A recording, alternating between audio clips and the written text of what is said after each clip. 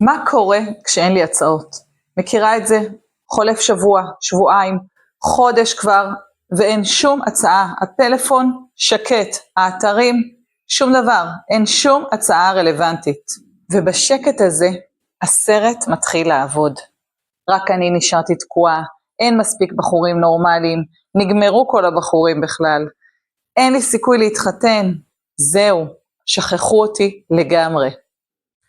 אז קודם כל, יצרי, בואי נשים רגע זרקור על המחשבות האלה, כי המחשבות האלה זה לא המציאות, המחשבות האלה זה הפרשנות שלך, זה האמונות על מה שקורה.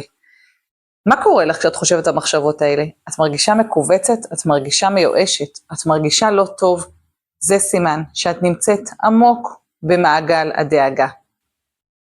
בעצם בכל מציאות שקורית בחיים, אני יכולה להיות או במעגל הדאגה, או במעגל ההשפעה. בשתי האפשרויות, כשאני במעגל הדאגה, אין לי אוויר, אני פשוט מרגישה נורא, אני רואה רק את התסריטים הנוראים שיכולים להיות, אני כל הזמן דואגת ממה יהיה ומה יקרה, זה גם משפיע עליי על הגוף, זה גם משפיע על איזה אנרגיות יש לי, כל הזמן אני בדאגה, כל הזמן אני בחרדה, ומשפיע כמובן על מה אני משדרת לסביבה. אז מה עושים? יוצאים למעגל ההשפעה, אני שואלת את עצמי, מה הרצון שלי?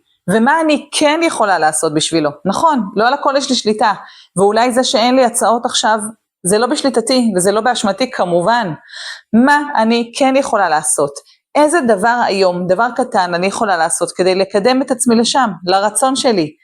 ומי אני רוצה להיות במציאות הזאת? זו המציאות? מי אני בוחרת להיות? אז מה הרצון שלי? מה הדבר הקטן שאני יכולה לעשות כדי להתקדם לשם, ומי אני בוחרת להיות במציאות הזאת? בהצלחה.